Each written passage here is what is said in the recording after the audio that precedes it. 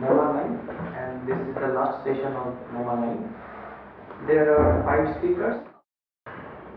The first talk of this session will be delivered by Professor Valedictory from Tezpur University.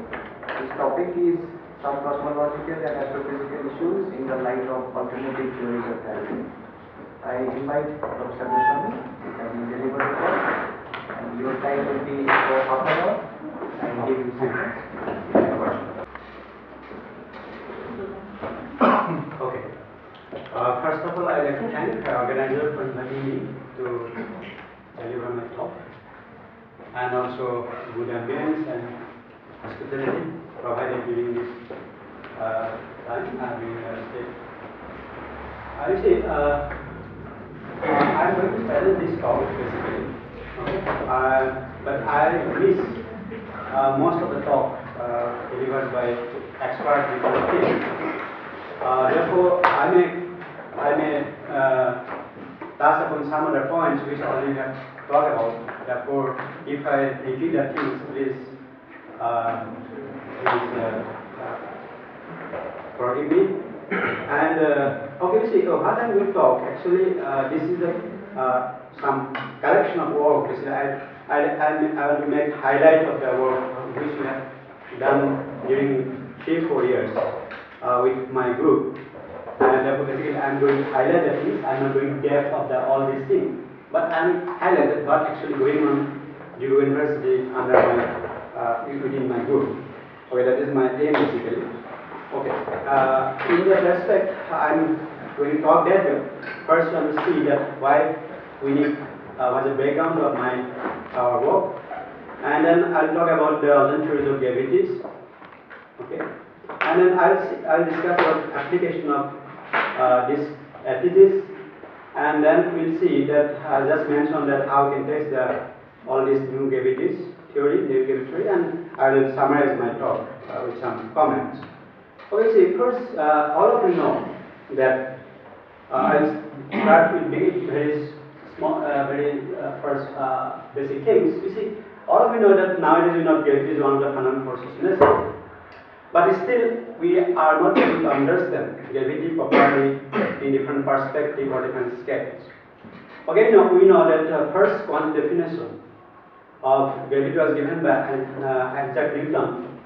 And all of you know that what he said, that force of gravity is that way. We can explain what I have shown here. But this theory of gravity, although works very nicely in a planetary medium or our terrestrial region, but it has some limitation, big limitation, and that is that it is fundamental. First, it has a fundamental problem. Second is the observation problem. What is the fundamental problem? Fundamental problem is it is silent about what the cause of gravity. Actually, what gravity implies, why gravity is proportional to inertial mass. It is silent about that thing. Also, how gravity propagates. It cannot say anything, but it says how can we measure the gravity in a classical sense. Also, its observational constant it has, that it cannot predict some observations, which is minor observations, for example, precision of Mercury, as well as it unable to predict the modern cosmological observations.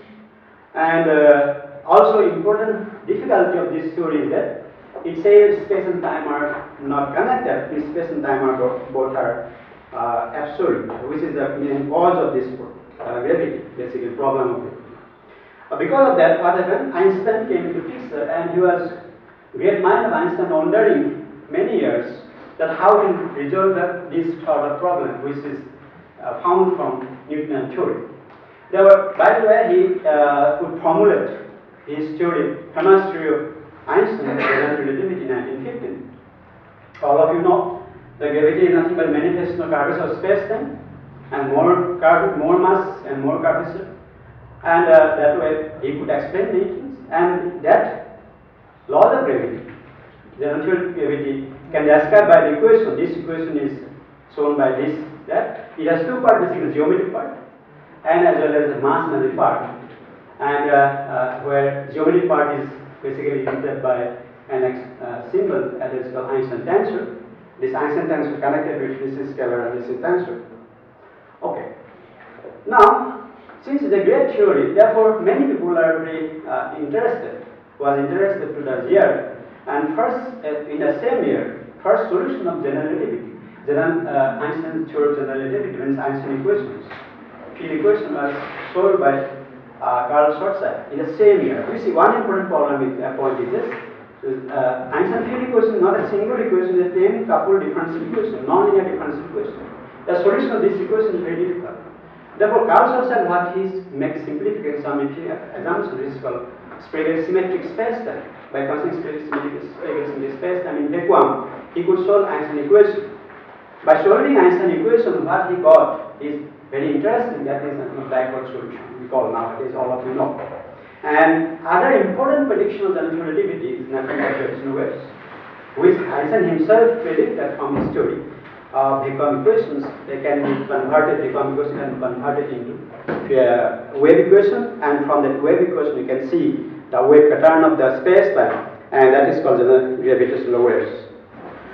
And now, after prediction of these great things, therefore, other prediction also there, another important prediction is actually after 2 years of that, the expanding universe, that means the Einstein's general relativity or Einstein field equation earlier applied to specific object, but now De Sitter applied the general relativity equations, field equation, to the solution of cosmological problem.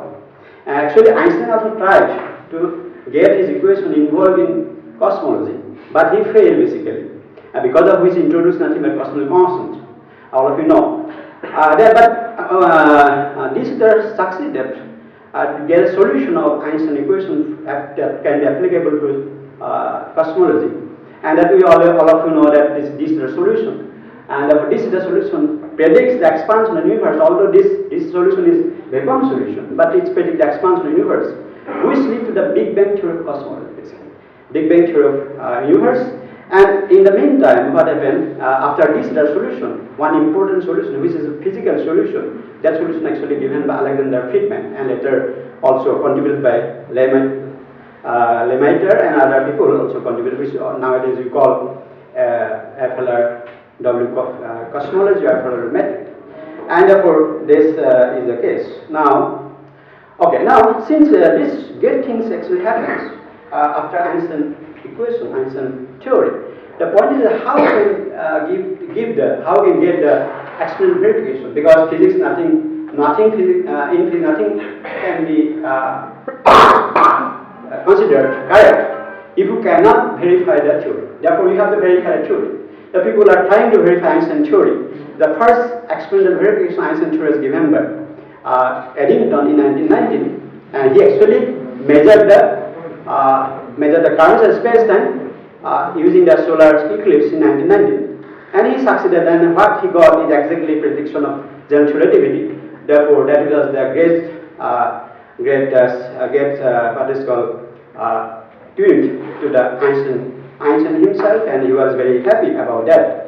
And later, expansion universe also predicted. Expansion universe also observed by Hubble in 1927. And which was according to Einstein general relativity prediction, means Friedman equation prediction, and that found that Hubble's actually derived a law. That law is Hubble's law. All of you know this.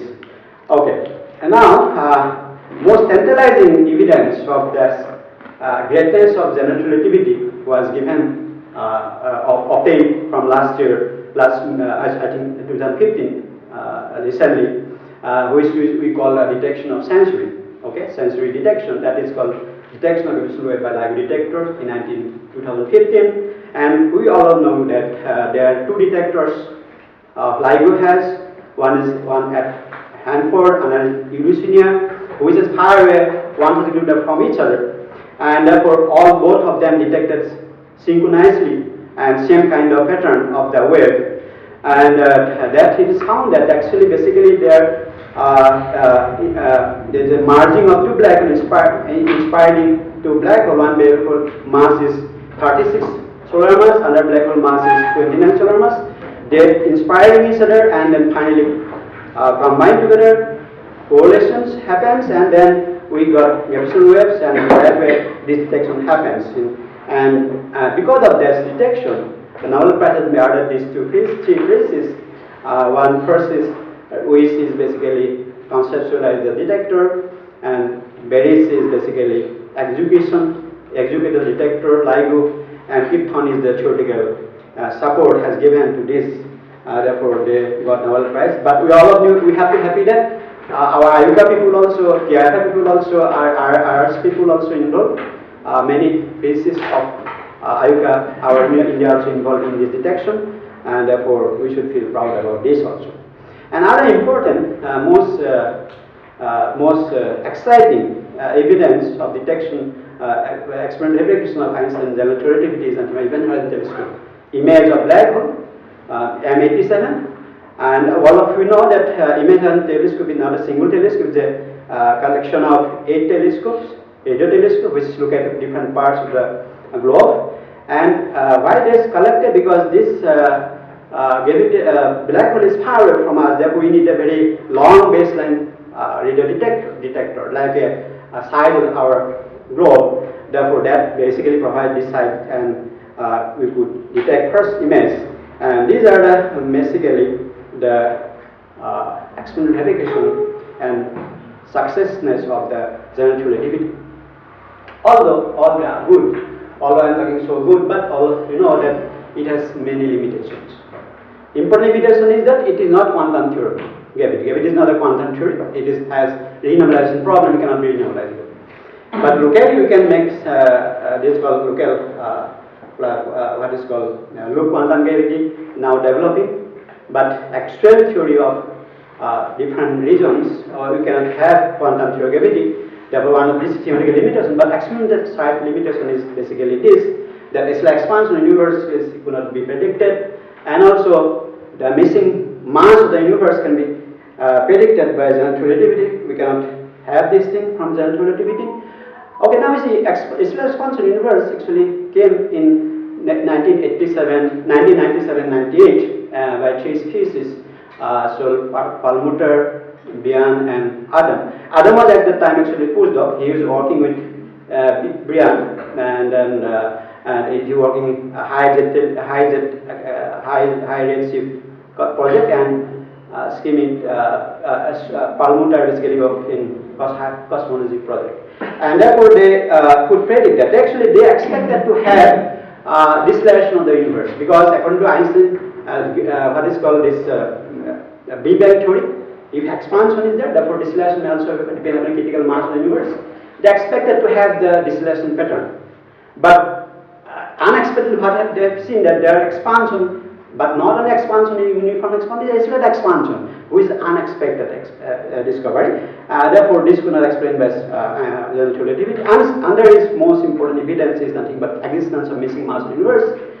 Ample evidence of missing mass of the universe is there.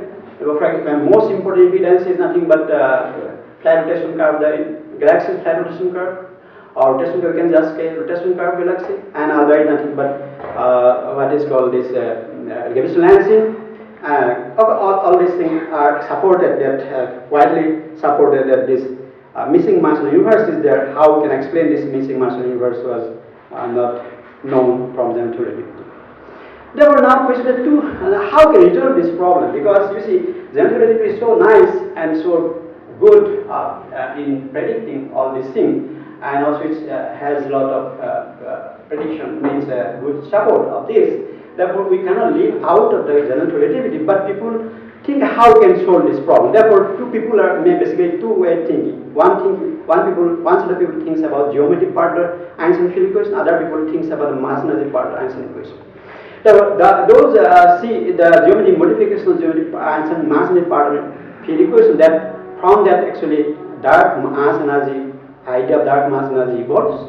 And other part we try to modify Einstein the geometry part Einstein equation, that develop the modified theory, alternate theory of gravity. We call it modified because basically. And when you talk about this mass energy part of the universe, I just quickly want to take about this thing, that according mass and dark mass energy part of the universe, according to this part, this idea, that it is a dominant component of the universe basically. It is dominant component, and you know that 70% of the universe mass energy basically dark energy, 23% basically dark matter, only 4% is basically matter, which is made of baryonic component, and among this luminous component only 0.4 component, other is non-luminous, gas, cloud, all these things basically there, which is non-luminous basically, and therefore this is non-baryonic. But now question is, how is dark matter behavior? Dark matter is non-baryonic. That's why the problem, because not interact with the electromagnetic wave. Since it's not interacting with electromagnetic, we cannot see this thing because it's not radiating anything. That's why it is not that we can call dark. But what the rest of dark energy, it is a negative pressure. Important behavior of dark energy is basically negative pressure. Negative pressure means when expansion increases, pressure also increases. Okay. Now, but point is, dark energy component has no extrinsic signature so far. Therefore, there is a drawback of this part of it. And second part of this basically modified theory of gravity. When it's modified, Einstein field and equations, geometry part, then different modification, modified gravity only we obtain, and it's called FR gravity, which simplest one, FRT gravity, raster gravity, scalar density gravity, etc.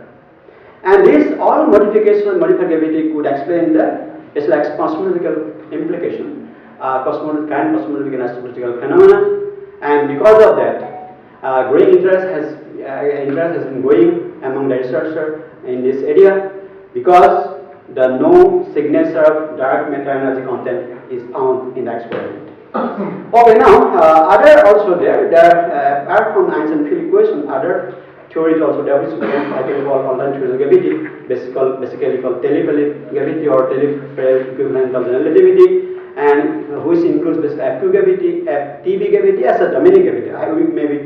We are not working on that. There is string gravity, quantum gravity, standard model extension, and but you see that is although I am talking about this alternate theory of gravity, but history of alternate theory of gravity is long, because some people are working earlier during a time Einstein also different ways to see academically how on their academic interest they want to see different kind of extension of general relativity earlier also, but their work is basically on academics instead of physical sense. Okay, now I just start with basics of FR gravity, because many people already talk about basics of FR gravity. I am not going to talk about that thing. Now see, basically I want to focus two models. Basically, most important model of the FR gravity. Basically, this Stern's one is Stern's model, other is Rorschach model, and another is a new model which we developed from our group. Okay. Okay. Now I am to discuss. So just want to show this behavior of new model is basically very good. It gives solar system test nicely with other model, and also we constant our model parameters, and therefore that is basically Dhruva was taking that part. Okay, and then actually our aim is to see how polarized mode of the gravitational wave can be described in terms of FR gravity, and therefore we have to see basically that's why we introduced this model apart with other viable model of the FR gravity, and we found that massive and massless scalar beating mode is apart from the tensor plus and cross mode, and this figure is basically wrong. One part of that last question should be this side. Okay, therefore this remain wrong. And also we found that other model, for example, pure R square model, which is we can say parallel model, but a parallel model means pure R square model could not give the massive mode; it gives the beating mode. Okay, and we make some detection possibility also by correlation coefficients with what is called pulsar timing array data available from different sources, and we see that our model basically very good agreement with that observations, means this kind of expectation. Other area which we actually take up, this is called stand stars. You see, stand stars represent of the universe with highly ultra compact stars basically. They are compact, lies in between 1/3 to 4/9. But if you want to modify gravity, there is slight change of this compactness. But I am talking about on a ZR compactness. This is 1/3 and 4/9. This is in between the neutron stars and black hole. This compactness. Therefore, this ultra compact stars. And see, since we know that this compact stars matter type, what type of compact stars basically made of matter, what type of matter made of compact star is unknown still. Therefore, we have to have the relationship between pressure and density. Therefore, we choose different models for the purpose equation of states. One is called MIT-Beck model, and B is called Beck constant, which basically specify the universal pressure, which basically gives the what is we call this is deconfinement pressure, basically confinement. Okay, and then the other model this other equation we can modify it. We modify the other equation, which is called P equal to rho minus 4B. This is called stiffer MIT. It gives more stiffness, basically means more compactness.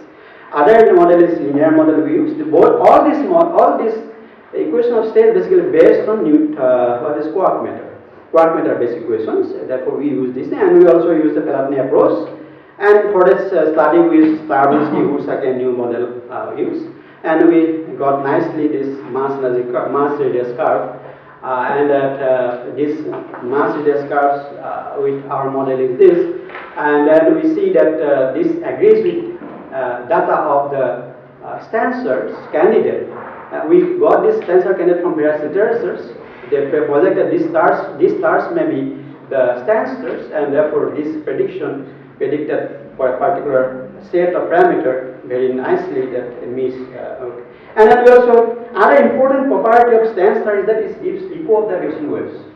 Echo of the gravitational waves basically see all the Stansters, all the very large ultra compact stars has always photon sphere. Always a photon sphere. That means they trap the light, and then we make a photon sphere.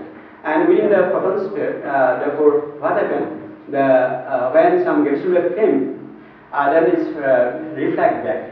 It echoes, and this echo time can measure basically from the photon sphere to center of the black hole, center of the stars, and therefore, by that way you can get an equation of this type. If you do the calculation, then you will get an equation of this type. 5 minutes, okay. Therefore, that way you can get these things. Okay. Now, similarly, we studied the dark matter rule, part of that from this applicability model, and we found that the Husserl model can mimic the fuzzy cold dark matter in this range. Then also with gravitational dynamics also we have studied, and we basically use three types of galaxy. One is called high redshift galaxy, low redshift galaxy, ultra diffuse galaxy, all these things, and we use the Tully-Fisher relation. That Tully-Fisher relation basically gives very accurate results of our calculation, and therefore this also is study the cosmological implication of this model. Okay, now we also recently we just doing some work on propagation of ultra-energy cosmic rays with the modified gravity theories, and we found this very this kind of things. Okay, then other interesting area is also wormhole we are working on, and other gravity I have I just want to show. This is called apheritic gravity. This apheritic gravity is basically equivalent to astral gravity because it gave a non-conservation energy momentum tensor, because Z is based on conservation energy momentum tensor. Z is based on energy conservation energy momentum tensor. If not conserved energy momentum tensor, it is not GR. Therefore, this is different gravity. Therefore, this is equivalent to astral gravity. Also, we use this kind of model. And this gravity, and for this model we study this echoes of compact star, right? And then Stern-Salmon gravity. Stern-Salmon gravity basically has two fields. One is gravitational field, which is represented by metric, and other is nothing but particular field, which is represented by phi in this case, variable phi. And this phi may be, this field may be particularly in this case we could use nothing but axion. Axion field you can use. This is a lot of theory, a lot of model you can develop from Stern-Salmon gravity, and this is the action of the Stern-Salmon gravity. And we from this gravity we basically see the deflection angle of light, because you see, I have already stated because of dark matter contained in the galaxy or somewhere, the deflection of light. Massive object, light deflected because of coverage of the space-time, that can make use of this to know how much matter contained in there in galaxy or some in star, and therefore deflection angle can be also studied with the help of this thing. We use three kind of source, galaxy source, basically Sagittarius, our galaxy, Meissner 57, and we use this kind of, and we got this kind of. Also, we see study the rotation optical behavior of galaxy, optical behavior of a black hole from this theory. Shadow, we have studied shadow. Another gravity which is called active gravity is basically active gravity. I think Dhruva has mentioned already. I think I don't know. This is telepel gravity, generative equivalent of telepel gravity is modified from this gravity is called active gravity, and therefore we use this gravity also to study, and we basically obtain the short-like solution. A lot of solution can be obtained. One solution is short-like solution, and this short-like solution, from this solution we got this kind of deflection angle that depend on model parameter.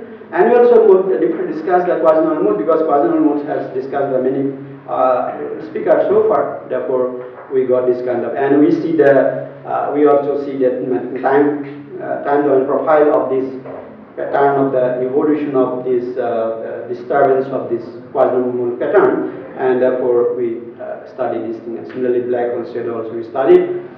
And also we studied another model which is called telepel equivalent gravity, which is called active gravity.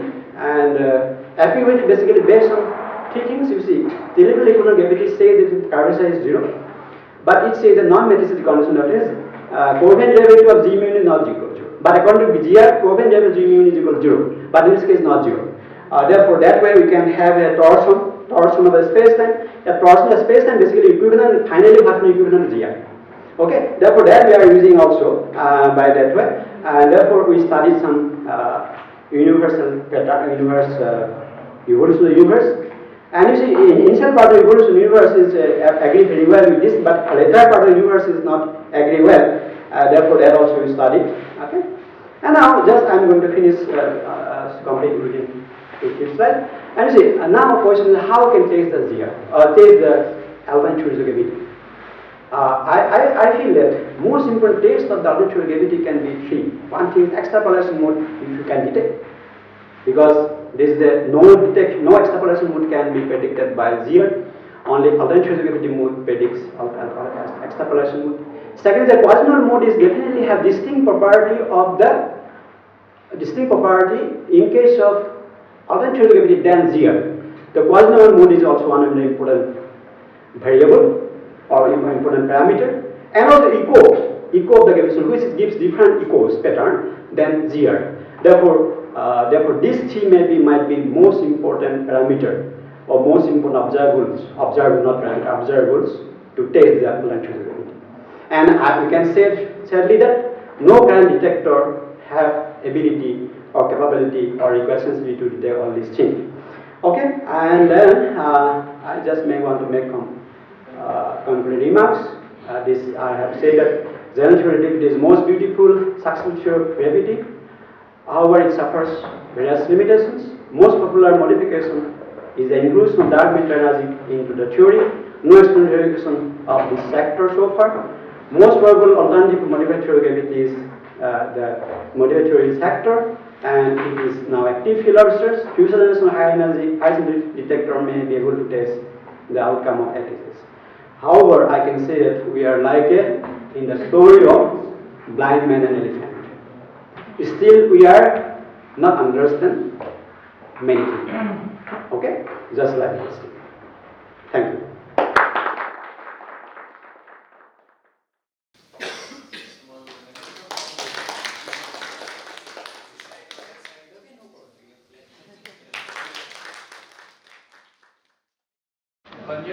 From Tezpur University will be talking about spectral observation of Cygnus X2 along DAY-3. So your time is 15 minutes. I will give you some signals, either 10 minutes or 12 minutes, so accordingly you wrap up for you. Okay, good morning everyone. Today I have a short talk on the spectral observation of Cygnus X2 along DAY-3. These are the contents. So first, the source that we are taking here is Cygnus X2, which is a low mass low mass X-ray binary neutron star. As we know, X-rays are produced by matter falling from the donor to the accretor. So the donors are usually normal stars, and the accretors are compact stars like white dwarfs, black holes, and neutron stars. And this X-ray binaries can be further, neutron star X-ray binaries can be further classified into the low mass X-ray binary and the high mass X-ray binary. So here our source is a low mass X-ray binary. It has a very distinct accretion disk, and they have a very low magnetic field, and so the accreted matter does not fall onto the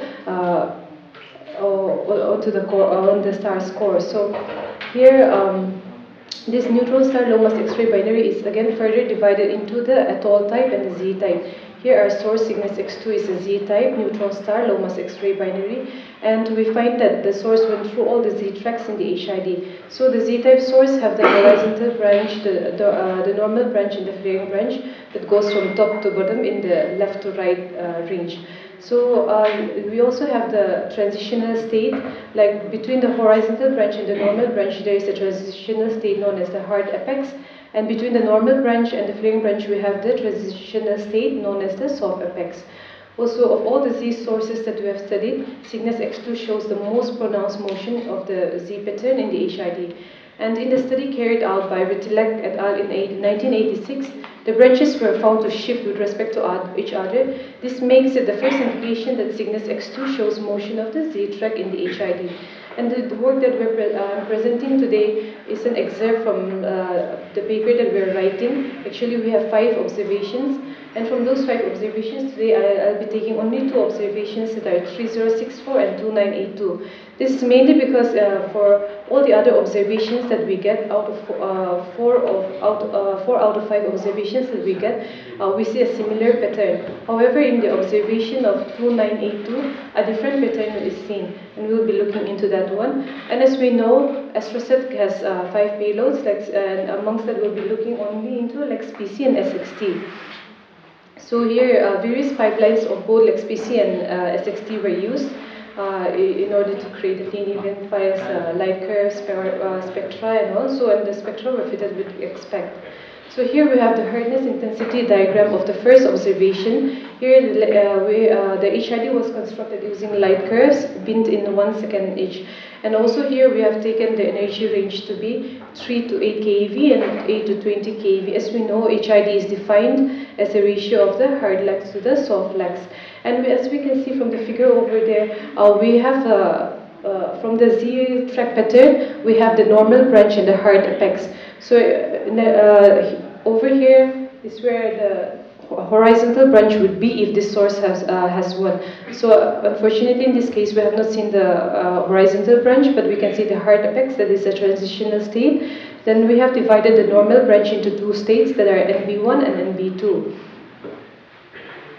And also this is for the second observation, 2982. However, in this case we have the normal branch which we have divided into 3, NB1, NB2 and NB3. Then we also have the soft apex over here, and this is the flaring branch region. So here we have, in both these observations, we have noticed the normal branch, the hard apex, the soft apex and the flaring branch. However, the horizontal branch is absent. So for this, both of these observations, we have taken the energy range to be 3 to 20 for LEX-PC and 0.27 and 7 keV for SXT. So altogether, we have an energy range of 0.7 to 20 keV. And according to previous studies done during our literature survey, we found that this Cygnus X2 Z-track is usually fitted with models known as the Western model and the Eastern model, where they have used Compton, COMPTT, that is, and the black body radiation. However, in our case, we could not fit with those models, so we have come up with these models, that is the interstellar absorption, the Gaussian line, the thermal comptonized component, and the disk emission. So the model format used is given here, that is the TBAPS into Gaussian plus the H-comp into this BP. And also a systematic error of 3% was included in the spectral fitting. So here, this is the spectra of the first one is the spectra of the hard, this one is the hard apex. Then we have for the normal branch 1 and also for the normal branch 2. And these are the tables. Here we have got a chi-square for hard apex to be around 0.8. For NB2 it was around 0.9, and for NB1 we got 1.3. So from here we can see that the inner disk temperature at the hard apex, which was at the topmost region, is 1.2 keV, and for NB1 it increases to 1.6. So this is the pattern that we usually see, because in case of Z-track pattern, from the left to right we find that the inner disk temperature increases. So this is what we have found in out of the 4 observations, out of 5 observations, the same pattern is being seen. However, for this case of 2982, this is combined the spectra for flaring branch, soft apex, normal branch 1, normal branch 2, and normal branch 3. So if you look at the inner disk temperature, in this case, we see that at normal branch it is the highest, and it was supposed to increase as it goes along the Z track as we reach the flaring branch. However, we find that the inner disk temperature here is decreasing. So this is the only case where it was varying compared to the other 4 observations. So from here, from the conclusion, we can see that we have 8 spectra, out of which we have for a horizontal branch, the normal branch and the hard apex for the first case. Then we have the normal branch, the soft apex, and the flaring branch for the second case. And here we have kept the Gaussian to be frozen at 6.4 for all the spectral fitting. We have also used a gain correction in the SXC spectrum. Also, a constant factor was included, which was kept at constant for LXPC, and it was allowed to vary for SXT. So here the soft component is interpreted as the emission from the inner accretion disk. Here the inner disk temperature is varying between, as I have said, 1.2 and 1.6 keV. So we find that it is increasing in the first observation. However, in the second observation, it goes from 1.8 to 1.7. So there is a slight decrease in the second observation.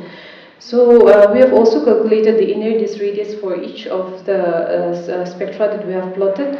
So here we have taken the inclination angle to be 60 degrees as found in the literature survey, and here we found the inner disk radius to be varying between 11 and 12 kilometers in case of the first observation, and 11.1 and 12.8 kilometers in the second observation. So in the case of the first observation, where we noticed that the inner disk temperature was increasing, we interpreted the soft black body component in the spectra of the Z sources as emission from the inner accretion disk.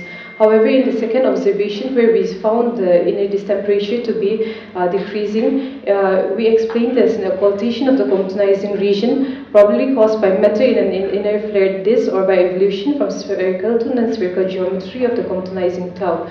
So as I have said, there is a variation in the 5 observations that we have taken. So out of 4, we find that it was increasing as we go from the horizontal branch to the flaring branch. And in case of the observation we have seen here in 2982, we find that that is the opposite case.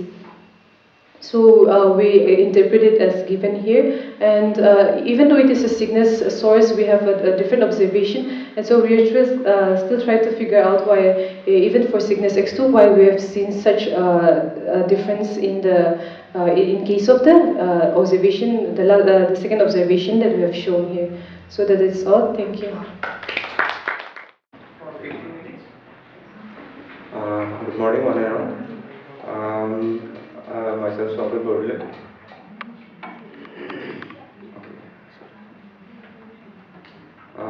I work under the supervision of Professor J.M. Mufti, P. Shalima, and Dr. Rujiti Gogoi.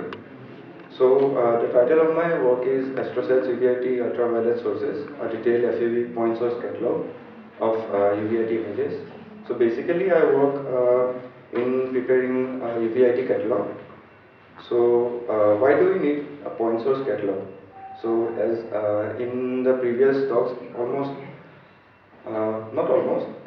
most of the speakers has used source catalogs or point source catalogs like the 2-mass catalog or the SDSS catalog or the Gaia catalog. So, statistical studies of the objects. The astronomers, they also need to study their stellar population, the distribution, the characteristic of different celestial objects. So, for them, catalog becomes one of the most important tools to gather information like the photometric and the spectroscopic properties. So, what are the various all-sky catalogs present in different wavelengths?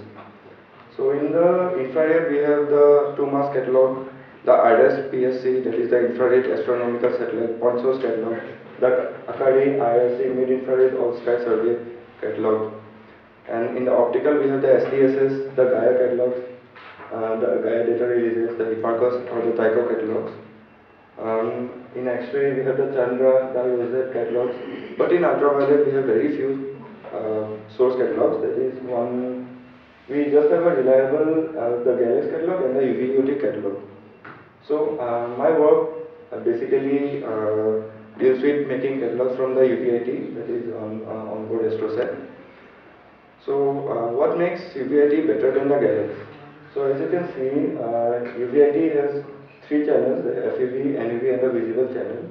Also, in the UVIT, the bandwidth is a bit larger than the Galaxy. That is, in Galaxy we have 1344 to 1786 angstrom, while in the FEV we have 1300 to 1800 angstroms. Similarly, in the NEV we have 1771 to 2831 angstroms, while in the UVIT we have 2000 to 3000 angstroms. In UVIT there are multiple filters for both the FEV and the NEV channels, while in the Galaxy there is just one for FEV and one for NEV. What makes UVIT much better than Galaxy is the spatial resolution, that is 1.5 arc seconds, while in Galaxy that is 5 arc seconds. It helps to detect more fainter sources in crowded fields and in non-crowded fields too. So here I have given a sample of shown a sample of Galaxy and UVIT.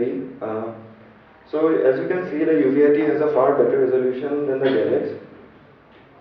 And in my work, I have till now I have included a total of 201 field images of UVIT, which I have plotted in this graph. But we are planning, thinking to include more field images that is observed by UVIT. So initially, I saw that the AstroSat's astrometric correction was not up to the point. So I have corrected using astrometry.net, that is by Justin Lang, and IREF. So after the astrometric correction, I have run the images through the source extractor, that is by Bertin and Arnauds.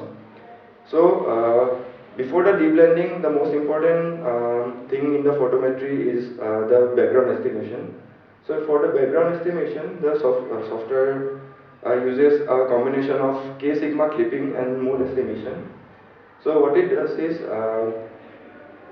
within the 3 sigma of the median value of the filter, median value of the convolution filter, the values are considered as a background, and any value that is outside the 3 sigma value is considered as a source. So for non-crowded fields, as you can see, the median value of the background value is used as a background value itself. And for crowded field, this formula is used, the 2.5 times the median minus 1.5 times the mean. And these are the source extraction parameters which I have used. The detection minimum area that is I have kept is as 10, that is in comparison to the FWHM of the UVIT. The 10 pixels, if the threshold, the value of the threshold, if it is more than 1.5 or up to 5, which I have kept, it considers it as a source, and any value below that is considered as a background value. This is a sample of the source extraction I have shown of LMCX3. So as you can see, the detection is quite well, but here these may or may not be point sources. So what is the dimension of this plane? Sir? Dimension of this it's not much. Maybe around 3 by 3 arc minutes. 3 by 3 arc minutes. It's a small field as well. The total of UVIT is it covers 28 arc minutes. Actually, the radius is diameter is 28 arc minutes. So the number of fields here is 201, which I've done. As you can see, there are more number of point sources detected through the F1 filter. That is solely due to the reason that the F1 filter has a broader bandwidth than the other filters. The F2 filter has 5000 detections, while the F5 has 75 detections. F7 is almost compared to the F1 filter, so I have just taken the F1 filter instead of the F7 filters. So you can see there is no detection to the F7 filter. This is a source count distribution. We can see the peak magnitude detected through the F1 filter is 21.51. Most of the detection is in this range, 21.51, and the most sensitive, the faintest detection the F1 filter can go up to is 26.47, while the other filters have 24.829, 22, and 20.477. And this can also be attributed to the fact that the other filters have a much narrower bandwidth than the F1 filter. So I've shown the magnitude versus magnitude error. We can see the magnitude increases steeply, increases steeply when it reaches almost the 19 magnitude, and while in the F2 filter, the magnitude error it increases steeply as it almost reaches the 18. That is almost when it reaches the mode of the histogram distribution. Now, after the source extraction, I have cross-matched my catalog with the Galax catalog and the Gaia catalog. As you can see, the angular separation between the matched sources is about 0.86 arc seconds for the Galax, and cross-matching with the Gaia DAY-3, it is about 0.103 arc second. That is quite well matched. So this graph is for the images which are solved manually using IREF, and astrometry.net is automated astrometric correction software. So using that software, the cross-matching values are 0.605 for F1, F2 is 0.97, and 0.79 for F3 filter. So concluding, I have shown a sample of the catalog from one of the field images.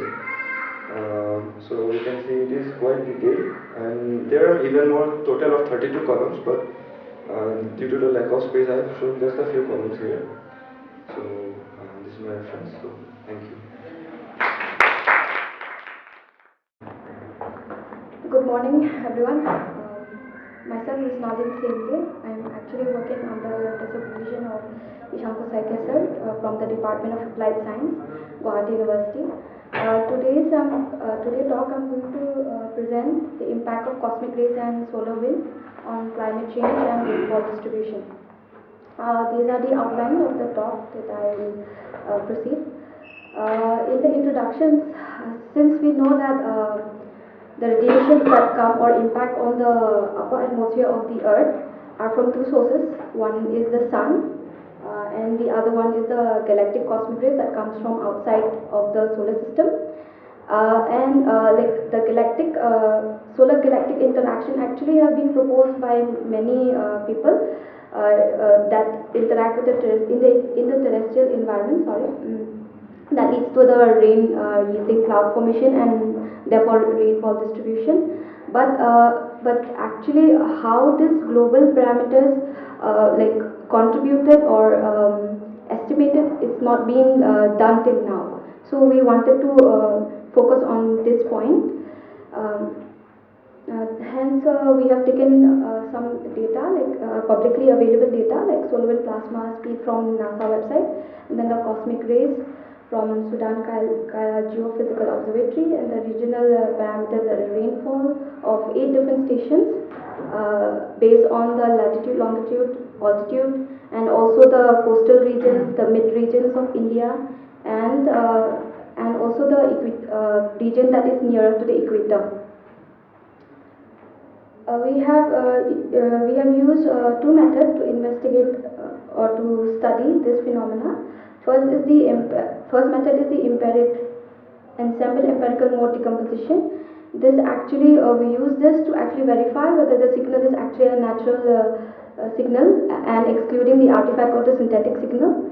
And then we use the wavelet transformation to actually quantify the interaction between the two parameters or the two signals. Here the first result shows the time series plot of the cosmic rays particle, and on the right hand side you can see figure B shows the the intrinsic mode functions obtained or extracted by using the EMD method. Here you can see that around 300 observations, see that the peak is actually persistent over the different modes. This actually confirms that the signal is not a synthetic signal, that the peaks are after different filtration also it still exists. Next, then to actually see like or to process forward like which period will be important for the interaction between the two phenomena or the two parameters. So we actually we perform or find the cross wavelet the continuous wavelet transformation, which is for one variable. Here it is shown for the cosmic rays, the IMF 2, 3, 4 and 5. Here we see that the period around 0.5 and 1, then 2, 4, 8 and 11 or 16, they are the most important period to be considered for interaction. Now this plot shows the interaction between the solar wind and rainfall, and on the B and D shows the cosmic rays and rainfall for station 1 and station 8. That means in the station 1 is for the Arunachal Pradesh and station 8 is Kohima, which is of this region, high altitude and high latitude region. We can see that whatever the period that comes within the cone of influence here, inside this cone of influence are of statistical significance of 95%, and we see that around 4.66 years for the solar wind, it's mostly the dominant period of interaction. But for the cosmic rays here, we can see that it is actually missing the 4.66 years. This is actually explained why, because in the high altitude region the cosmic rays are more in number, so there is an imbalance between the solar wind and cosmic rays, so their interaction is they don't actually get the proper time for interaction that will result for the 4.66 years period of interaction here. And the arrows inside the contour, these are the phase difference or the phase lag between the two interactions, and from these arrows we can also find the time lag with which one leads to the other, the process. From these plot we actually get the amplitude distribution of the coherence, and here, as I've said, the 4.66 years is of most dominant interaction here, and this line is the other one is 2.33, which doesn't show any period, and in the cosmic rays we can see that the 4.66 years is actually absent. Okay, and also that in the cosmic rays the 10 or 11 years period is most dominant period of interaction. Then we have calculated from there only, we have for different station we have calculated the phase lag and then time lag. The time lag here actually shows the influence or influence of the interaction of different climatic variations, because these periods present here like 3.5 and 2.9 are correspondence to the El Nino sudden oscillation, and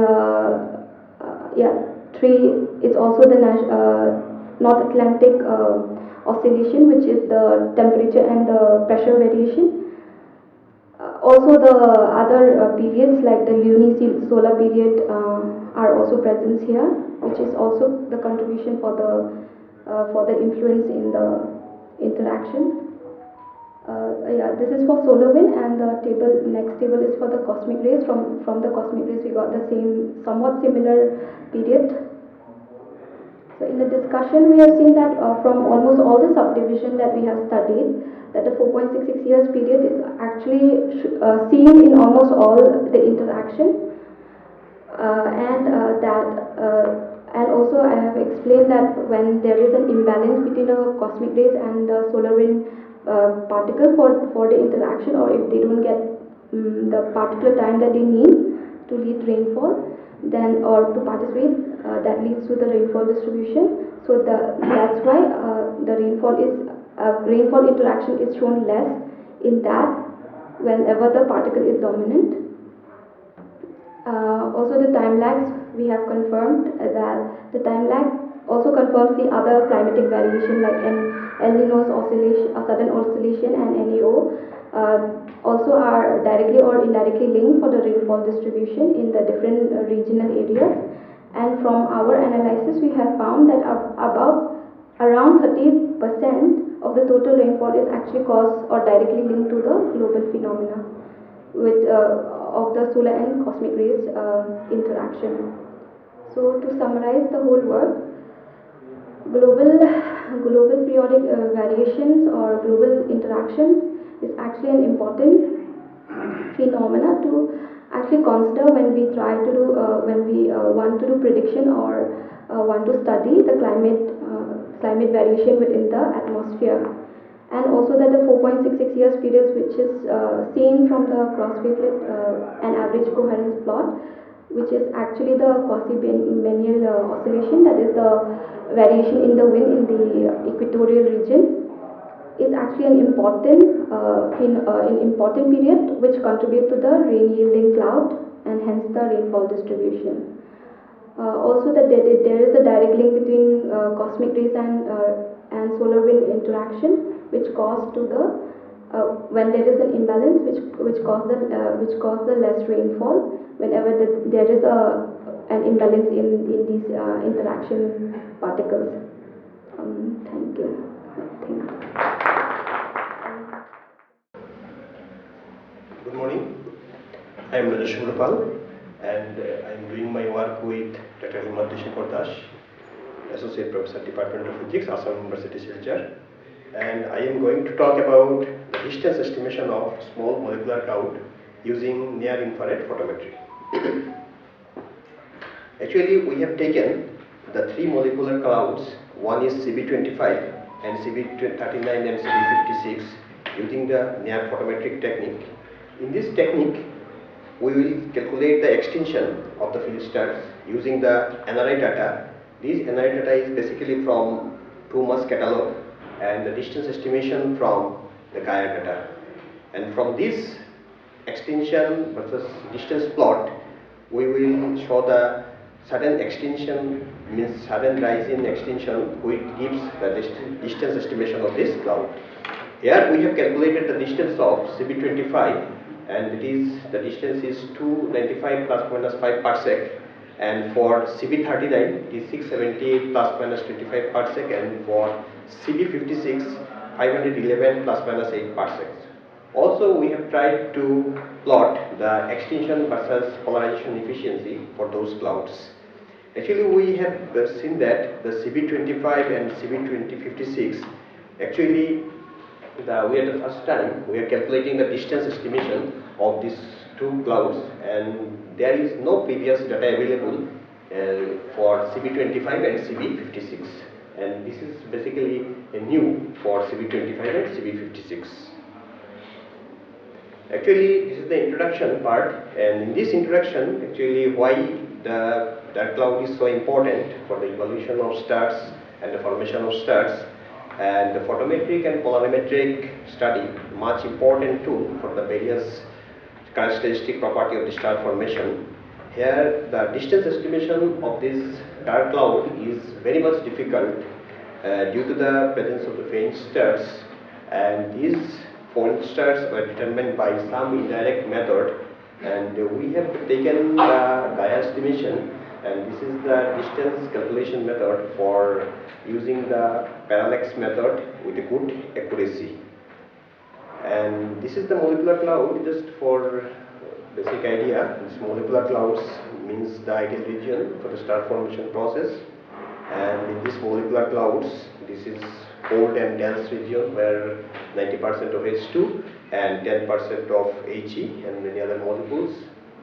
There are different types of clouds, means giant molecular clouds, which is the diameter is given, dark molecular clouds, and the small molecular clouds that we call the blob globules. They have the different sizes, masses, etc. Actually, many work has been done previously. That is the first done by Walk and Rayleigh in 1947. He has the different technique to calculate the distance estimation. Many other investigations have been done by many other scientists in 1983, 1988, 1991, 92, and in 1991 also the distance estimation is calculated by Clemens et al. And the luminosities determination by Yan and Clemens in 1990. And in 2004, Moisture et al.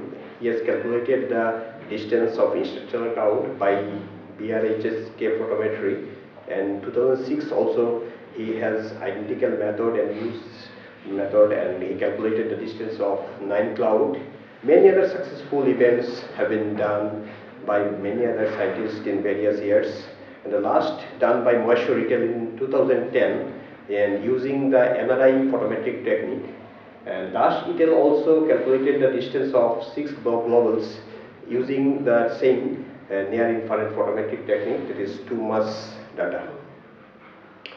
And Choudhury, Dash et al. In 2019, they also calculated the near photometric technique and Gaia data. They have first introduced the Gaia technique, and they have calculated the CB17, and the estimated distance is 253 plus minus 43 parsec.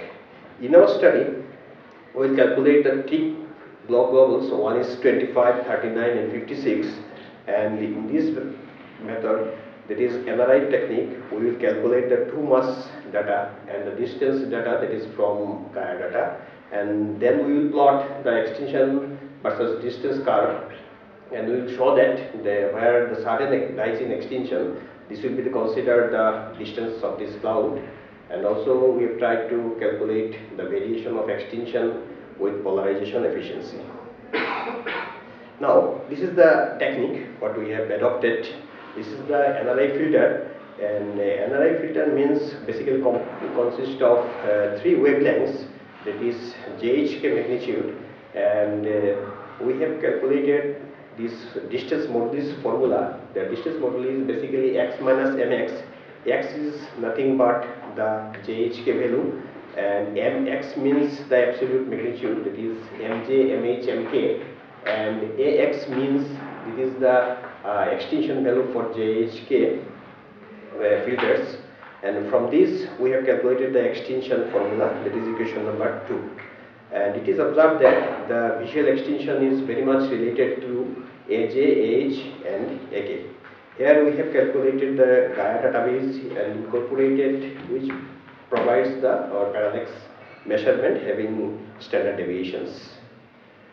And in this MRI photometric technique, the 3 unknown quantities, that is basically extinction, absolute magnitude and distance, that are determined using the 2 mass catalog. And using this catalog, we will plot the distance versus extinction, and then we will release the Gaia data for the first time for the opportunity of the faint stars, and we will calculate the extinction of absolute magnitude of the 3 filters, that is JHK filter, and then we will calculate the absolute magnitude of the star can be calculated using this technique. Here, how we will calculate the extinction? Here we will use the 2 mass point source. Here the field of view is 30 by 30 arc minute square, and we have followed the 3 conditions.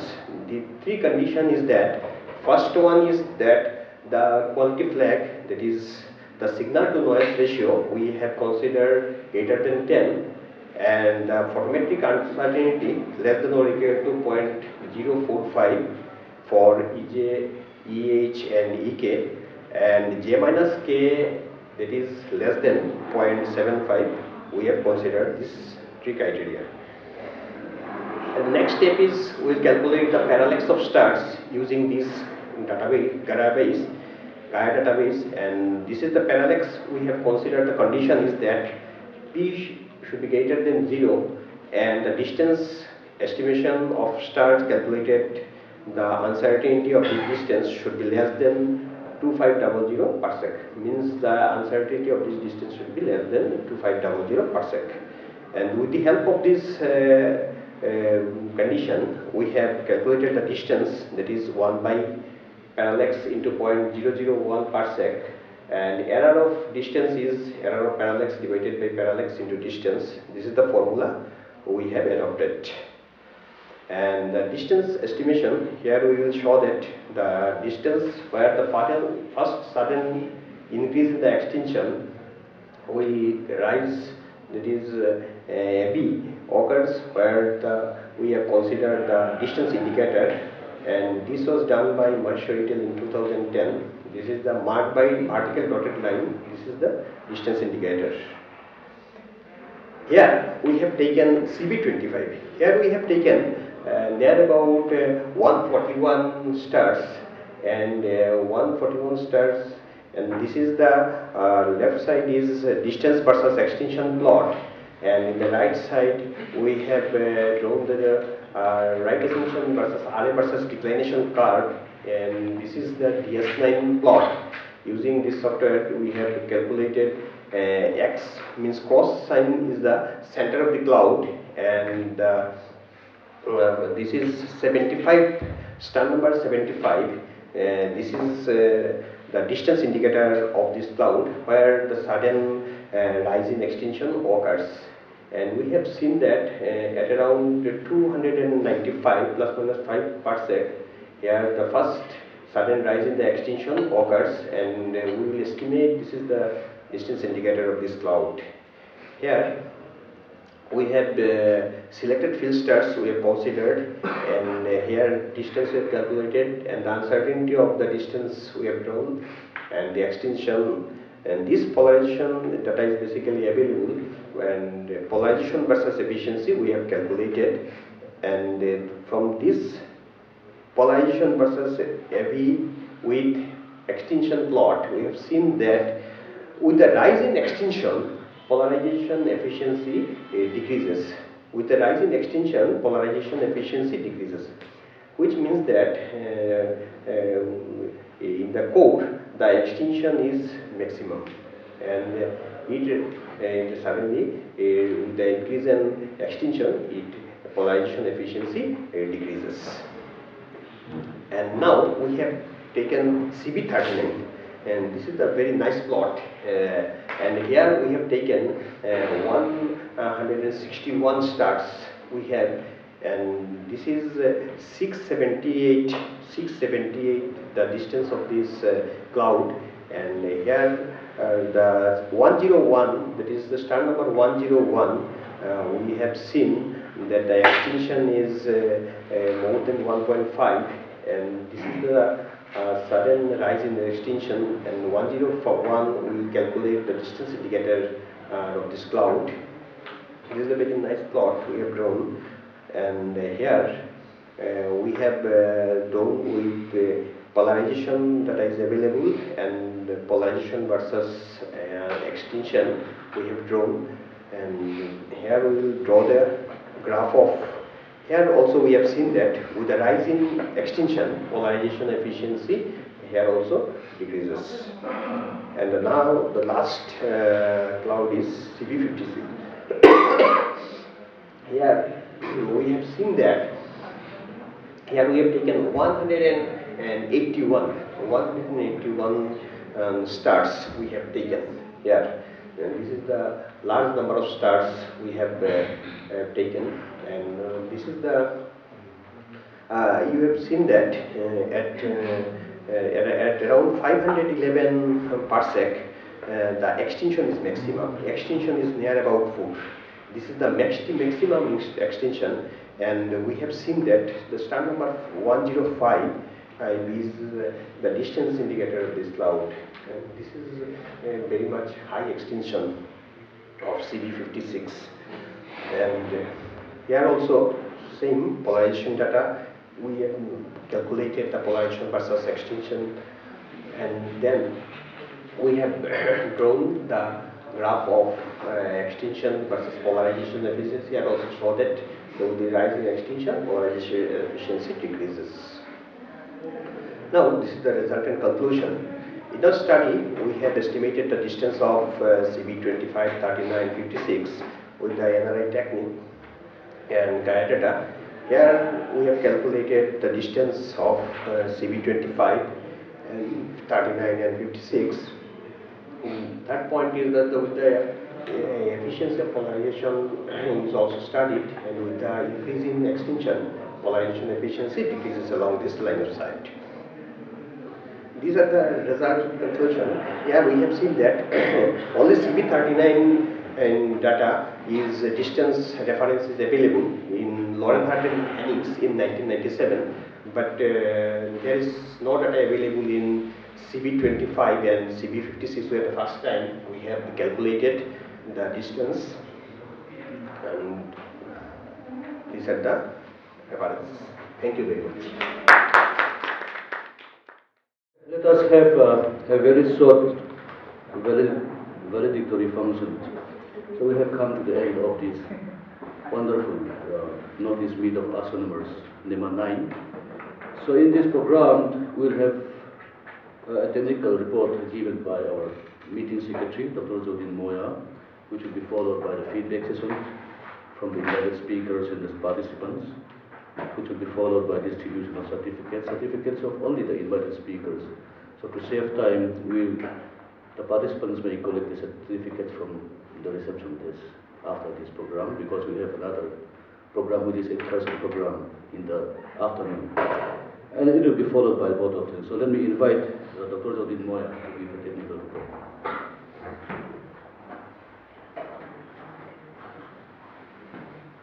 Okay, good morning everyone. So this is going to be a very short technical report. So I'll start with the total number of participants. So there are around, 47 participants.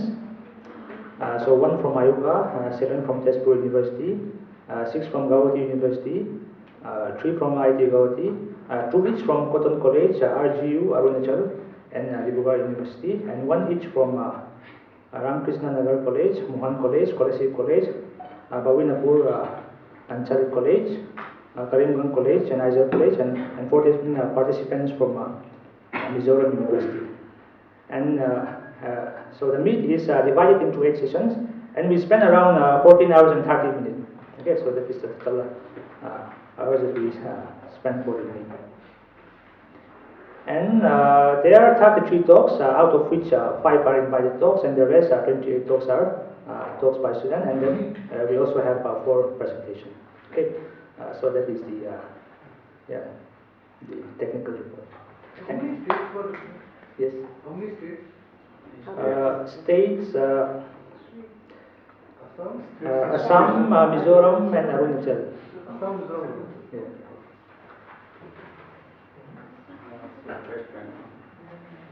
Even institutions so for from West Bengal. institutions also. Yeah. If it is. Okay, thank you, Dr. Zodin Moya, for a very short technical report. So now let us go to the feedback part.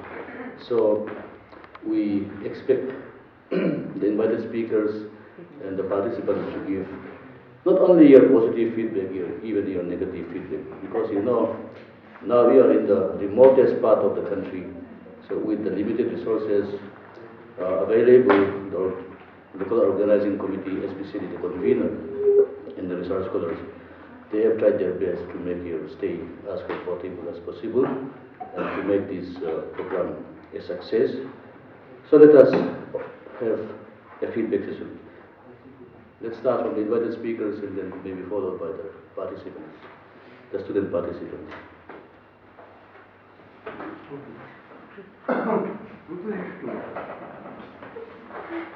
See, as I mentioned, you can give your negative comments also, because it will be useful. I know that you all enjoyed last night, right? So even if you give a negative comments, there will be no delay in this embarrassment of your DA. A very good morning to all of you. So respected dignitaries and respected participants from different parts of Northeast India. It was actually a very beautiful, well-organized NEMA. I would like to thank the organizing committee, the faculty members of Department of Physics, Mizoram University, administrative officers of Mizoram University, our PhD and MSc students who are here. They are taking care of us a lot. So thank you all. You all have done a tremendous job. And my special thanks to Dr. Kimi for agreeing to organize NEMA-IX. So yesterday I was just asking her are you interested to organize the next NEMA? Because this NEMA was actually very good, very beautiful. So everything was good. So when we started NEMA in 2015, we actually never thought that we will come this far. And that's why that NEMA was not NEMA-I, that was just NEMA, because we were not sure whether NEMA-II or III it will happen or not. But Professor Ranjit Misra was very much hopeful that it will go on, and I'm very happy that the tradition is going on. So I hope that the younger generation, they will just carry forward this tradition. I'm happy to see that the community is growing. I hope that astronomy activities in this part of the country, it will grow tremendously. And I don't have any negative feedback. Everything was good. So I once again thank all organizers on behalf of all the participants. So thank you.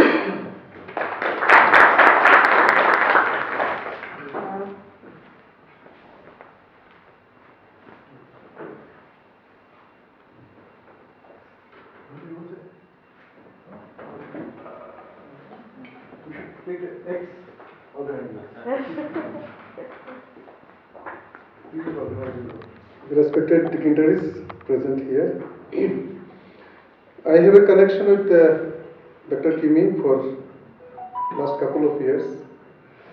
She was our colleague in Assam University, Silchar. She actually did a PhD in our university, and her topic was condensed matter physics. But she has interest in astrophysics. Whenever there is any meeting or conference going on, she always asks me what is the latest update. I can remember my first visit to Mizoram. There was a workshop for the teachers of different colleges of Mizoram, and I can remember it was held in Mizoram Science Center, and this is the first such workshop in Mizoram, and complete credit goes to Kimi. After that, she started talking with me how one can proceed research, but she has interest from the beginning. Why I am telling this, because today NEMA is only possible because of Dr. Kimi, because from the beginning days she has interest. And in the month of this year, in the month of May, she had organized another astronomical event, Astronomy for the Mizo people. Okay, so these are the developments for last couple of years. And when she arrived in Manipur last year, so I just asked, because she had not presented any paper, but I just asked whether you are interested to organize the next NEMA at your university. She was just smiled, okay, let me try. I know when she told let me try, it means that it is possible to organize this thing. Because as you know that Dr. Gogoi just told that when NEMA was first organized, it was not NEMA-I, but later we had organized NEMA. In our university also we organized NEMA. So our main motto was to spread astronomy to different states of Northeast, and only Mizoram was left, and another state is Sikkim. So that's why when Kimi came forward with the idea that she will organize this, then we were very happy that at least some of us could go to Mizoram and get the opportunity to interact with the people over there. I think many of us, 80% of the participants here has come here for the first time in Mizoram. It's great because the weather is nice, hospitality is nice, and there was a nice evening. We enjoyed a lot because whenever you are organizing this type of thing, the next year there is a tremendous pressure on Dr. Rupjyoti Gogoi because she will be organizing next NEMA at Tezpur University. I believe all of us will again join. It is something like a festival for astronomers of Northeast, because this is the only program where all of us, it's just like a family. We all actually gather here and enjoy, and we can know what other people are doing. Talks were very nice, especially the invited speakers. Today, as I was listening to Professor Goswami talk, because I am not an expert in that field, and I really enjoyed his talk because from the beginning he had nicely explained. So through this conference, actually, we can have different informations related to what is going on in different corners of Northeast. Okay, and in the first day, Professor Rajiv Mishra told that this NEMA is not to popularize the astronomy in Northeast because many people are working. Couple of papers are published in good journals from Northeast. So Northeast is not like that you look at East. It is not like. We are looking towards the different corners of the globe from Northeast. Though we are at the beginning, he also told we are located in the remotest part of the country. But sir, even if you are located in the remotest part, the way you organize the seminar, we should give a clap to all the. Thank you very much.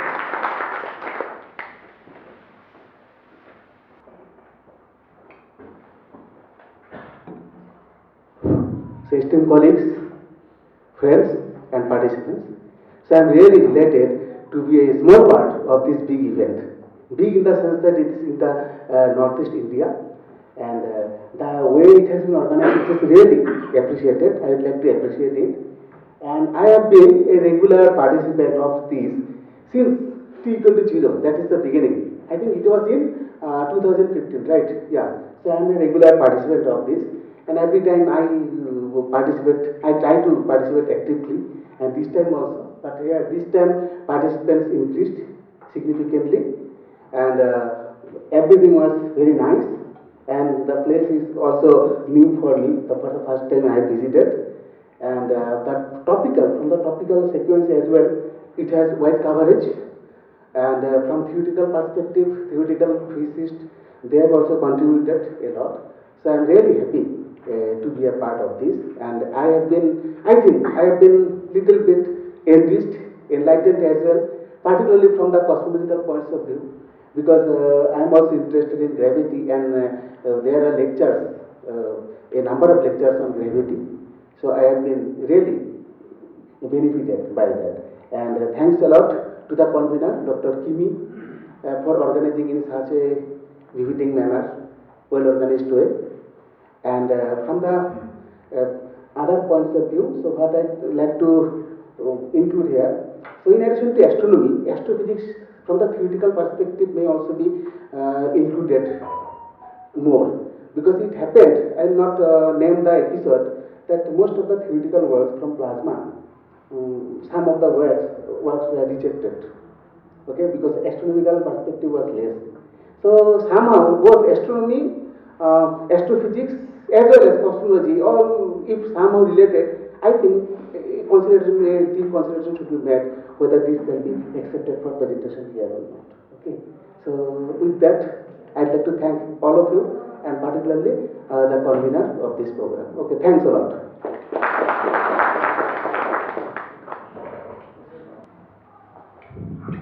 First, I thank the organizer, Dr. Kimi, for this collecting a group of astronomers, astrophysicists, cosmologists. We learned from physics, particularly from thermodynamics, that no thermodynamic system is complete with a 100% efficient Carnot engine. One pattern, do not take it as a negative remark, it's just an observation: early dinner and late breakfast.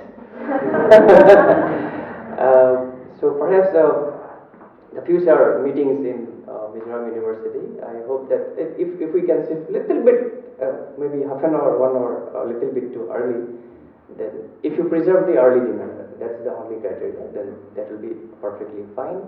Otherwise, things are nice, elegant atmosphere, elegant people, elegant sky, and we enjoyed yesterday up to 10, I think more than 10 p.m. I could count 6 stars of Pleiades. I could see a lot of bright stars, constellations with my students and other students. Really bright, you can say the jewels in the sky, but poet write in the poetry. And we missed this kind of sky in Guwahati as well as nearby locations. Beautiful sky, I in fact asked Dr. Kimi that you buy a telescope from the university fund and then promote astronomy in that way. Another observation, that is technical observation, I have seen also less participation from MSc students. Possibly in the last 2-3 NEMAs, I exactly don't know, but in future I'm looking forward to that. Because if we can make additionally an interface between researcher and MSc students, that will be perfect. That will be our contribution from NEMA. Because most of the MSc students still do not have idea even about the solar system. Forget about waves and cosmology and Big Bang singularities. So they should get this exposure. They may not understand many things, but at least they should listen to the talks, maybe present some posters. At least 5 MSc students, maybe 10, it may fluctuate. That is my observation. Other things are fine. Thank you. And looking forward to future NEMA and the success of future NEMA. Yeah. Thank you very much. Respected dignitaries. So it has been great to be here in Mizoram, and actually I've been in NEMA since the first NEMA actually, which was happened in 2015. So it's been a long journey for me also. I attended almost 5 NEMA out of the 9 all total, and yes, all the things actually been covered. So but anyway, we enjoyed a lot. I mean, all the technical sessions, and hospitality that we have received, and also I'd like to thank the conveners, the organizing committee, all the friends in Mizoram University, and we could interact among the students for the PhDs and all the invited speakers, and that's been great actually. We got to, I mean, personally I got to know a lot of things, not only from my field, about the gravities and the dust. So yeah, so I think many of the things that has been covered, and also we look forward to include whatever the things that have been left. Also yesterday Professor Ranjit Mishra also discussed regarding many of the things, and we hope that we'll try to include in the coming NEMA in Tezpur University also.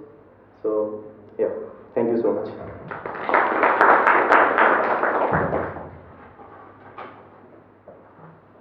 Okay, thank you all for nice feedback. So let's go to the next item, which is distribution of certificates. Like I mentioned, we will distribute only the certificates from the invited speakers. So let me call upon our HOD, Head of Department, Professor Zaitan Zhao Pachok, to hand over these certificates.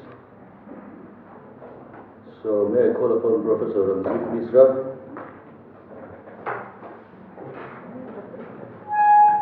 I'm not expecting. Yes.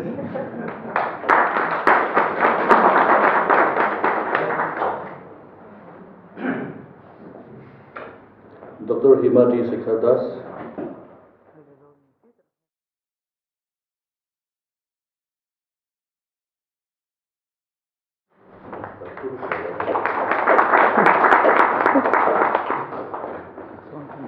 Professor Santa Bratadas.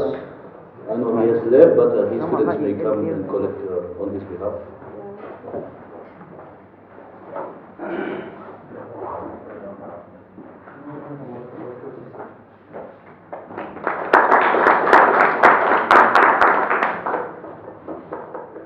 Okay, thank you, Professor Zaya.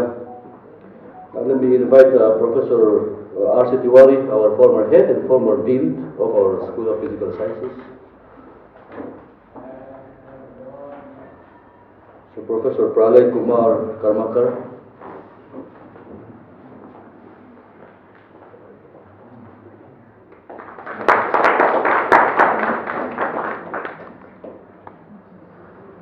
Dr. Rupjoyti Gogoi.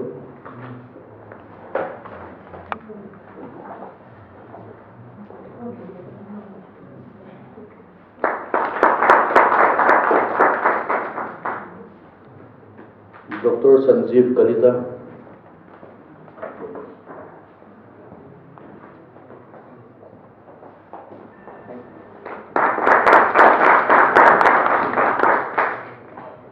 Thank you, Professor Tiwari. Now let me invite Dr. Arvind Maurya, Assistant Professor from Department of Physics, Mizoram University, to propose a vote of thanks.